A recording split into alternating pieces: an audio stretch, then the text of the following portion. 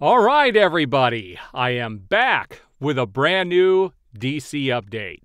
I hope everybody had a fantastic Christmas. I know I did here. I'm dealing with new technology and old technology. My wife was nice enough to give me a 4 terabyte expansion drive for my Mac because of all the videos I end up doing, which is nice. I took the 2 terabyte expansion I had on this, and it is going in an old Plex Media server that I have. But that computer is now 11 years old and doesn't want to accept that through the PCI slot. So I've been trying to troubleshoot that, and I needed to take a break from that. So it is time to get this DC update out there. Now, unfortunately, most of what I'm going to show you today is not good news. DC is a burning IP over there at Warner Brothers. And unless Superman Legacy ends up being this massive hit, and it has to do much better than the Batman did, this is going to be dead on arrival. If they do not take Superman seriously, it's going to be dead. And I'm going to show you some photos today that further prove everything that I've talked about on my channel, everything that I predicted since James Gunn announced the reboot has happened. I said these movies are going to be a flop. I said Superman Legacy is going to be a flop. They do not understand that people do not want comedies anymore. If they're going to do superhero films, people want them to be taken seriously. And Aquaman is no exception to that. And we're going to take a look at some stuff here today. So let me go ahead and share this and we will get started. All right, now the first thing I wanted to show here, I do not remember if I posted this on my movie and TV show update for the week or if this was actually on my past DC video. If it is, I'm sorry. I will quickly go through this slide. But these were the box office grosses for the preview, the Thursday previews for the movies under the recent DC films. And if you look at this, The Flash made $9.7 million. Black Adam made $7.6 million. Aquaman and the Lost Kingdom made about half of that at $4.5 million. And both Shazam and Blue Beetle were at $3.4 and $3.3 million respectively. And all of these were bombs. Now, Black Adam performed the best out of all of these films.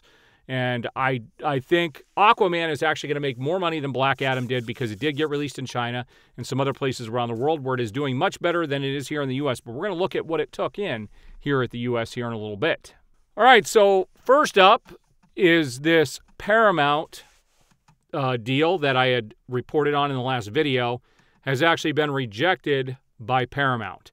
They do not want to merge, and there are reports that these executives at these other companies are not taking Zaslav seriously. And they all agree that Universal will likely buy a version of Warner Brothers pretty soon. And they still expect that to happen sometime in 2024. That's coming from industry experts, not me. And we'll see what happens this coming year. But a sale can't happen legally until like 3 or 4 months from now. But we'll see what happens over this coming year, and I'll be covering all of it up until, they do get sold or with whatever is happening. Now, this is pretty cool. Even though Zack Snider is out there promoting Rebel Moon, which I absolutely loved. I've seen it 3 times. I'm going to be doing a Rebel Moon update later today, as a matter of fact.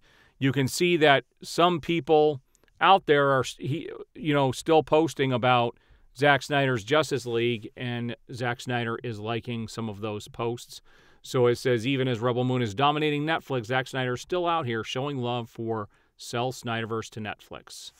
So that campaign will continue until something happens. All right, so I wanted to share this AI photo of Henry Cavill as Superman that's been floating around social media. I think this is a cool shot. This is one of those photos I will be keeping. I'm going to share a couple of photos today that are pretty cool. Some are more serious like this. Some are more geared towards the holiday season, but I'll be sprinkling these throughout my update. Here is a photo that was from behind the scenes. David Ayer posted this of when he was directing Ben Affleck as Batman during the Suicide Squad. It's pretty cool. I've never seen this photo before. All right, so here is the performance of Aquaman and the Lost Kingdom here in the U.S. over the weekend. It made an abysmal $28.1 million. Now, worldwide, last I checked, I think it had made about $120 million worldwide over this holiday weekend. And that that's good news for this movie, but not here in the U.S. It is tanking here in the U.S. Now, James Gunn posted this on social media, and I find this a little creepy, and I also find it a little narcissistic, okay? James Gunn's story, Superman Legacy. Merry Christmas, everyone. He put this out there, and I want you to notice a few things. First of all, Superboy, he looks like Superboy and not Superman. His head is too big for his body. He is wearing red trunks, and notice that, people. And he down at the bottom it says David Cornsweet is Superman and James Gunn is Santa Claus. And Superman is pushing James Gunn down a chimney. So he's physically touching James Gunn, with James Gunn having a huge smile on his face, which I find to be a little creepy considering his background. But this is what he decided to post. Forever the narcissist. All right, so James Gunn explains how main DCU and Elseworlds spin-off openings will show differences. DC, and this is a direct quote from James Gunn. DCU and Elseworlds are all within DC Studios and under me and Peter, but the stories simply aren't interconnected.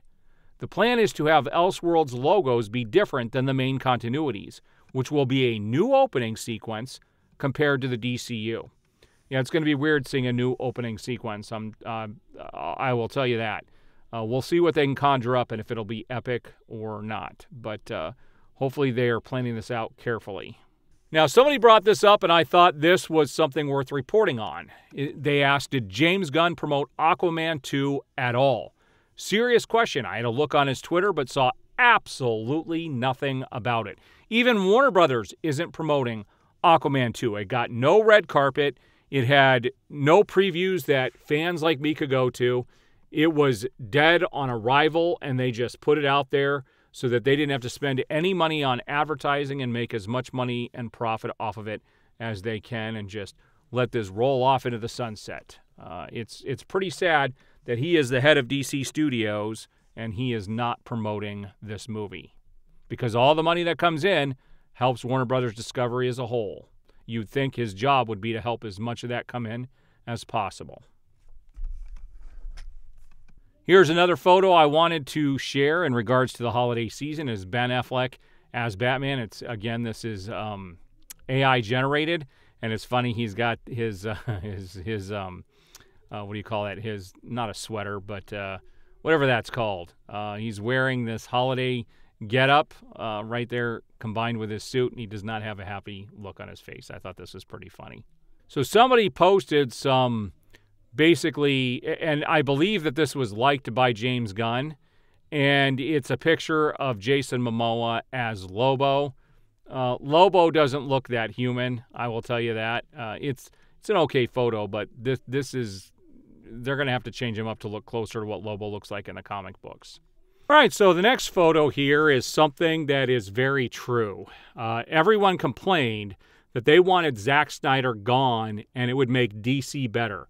And ever since he left, things have gotten far worse. And somebody posted they gave them what they wanted, no Snyder, and they still complain and want more movies they're not going to show up for, which I believe to be a 100% true statement. I just don't think people are going to show up for Superman Legacy either, and it's just not looking good for the DC brand in general right now. Here's a cool promotional photo from Aaron Bailey Art, and it's really cool with Ben Affleck's Batman with Deathstroke in the background, and it's a Max original, The Batman. Can you imagine the movies we could have gotten? Instead, the studio's going in a completely different direction and believe that comedies is the future. I just cannot believe the state that we're in right now. This here pretty much sums up the issue with DC right now and superhero movies in general. New poster for Aquaman and Lost Kingdom, now playing in theaters. And all it shows is Aquaman's clothes being hung up on a clothes wire. They've turned him into a joke. Zack Snider made him a serious character and made him mainstream, and then Warner Brothers had to come in and dumb him down. It's astounding what they've done. This goes back to what I talked about a few minutes ago. Aquaman and the Lost Kingdom has already made $120 million worldwide. It should outgrow Shazam 2 and Blue Beetle's entire box office runs tonight.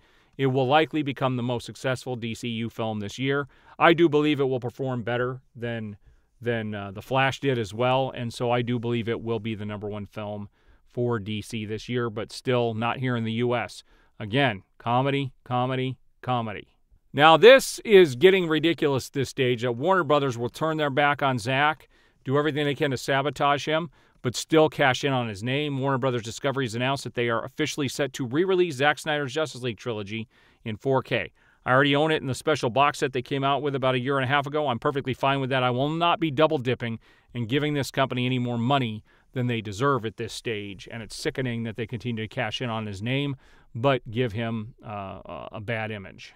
Now, this is in regards to some Superman news, and again, this is something that I think is a mistake. I think the person who is directing Supergirl should be the one who's in charge of hiring the actress who will play that character, but instead, James Gunn is throwing his weight around again, and he will be casting his DCU Supergirl before a director is even chosen for Supergirl, Woman of Tomorrow. Woman of Tomorrow will begin filming during the second half of 2024. So we're going to move straight in from doing Henry Cavill, or not Henry Cavill's, Corn Sweat's Superman into Supergirl. And so she is expected to show up in Superman Legacy. But again, I think it should be the director who chooses that, not him. Here's a photo released from The Joker 2. We've got Lady Gaga. She doesn't look like she's Harley Quinn yet, and you have Joaquin Phoenix back as the Joker. Here's another promotional image with him in Arkham Asylum. So this film is going to be a musical, but I'm still intrigued. I still do want to go see it, but I don't hold high hopes for it. All right, guys, there you have it. Warner Brothers is still in big trouble. They are not doing well. Their brand has been damaged. I don't know if they're going to get out of this. I do not expect Superman Legacy to do well. And again, I have to tout that I was right with everything from day one. I told everybody that these films were going to crash and burn, and they did. And they're going to continue to until they start giving the audience what the audience wants. You got to remember, critics don't pay the bills. Critics don't determine what is successful and what isn't. It's the audience that goes to pay to see the tickets. And right now they're turning their back on the people who actually want to go to the movies. And the sooner they learn this, the sooner they can get back on track. All right, guys, there's my update. I'll have a Rebel Moon update later today, and then I will be doing more DC updates as the week goes by. I do appreciate the support. We will see you on the next video.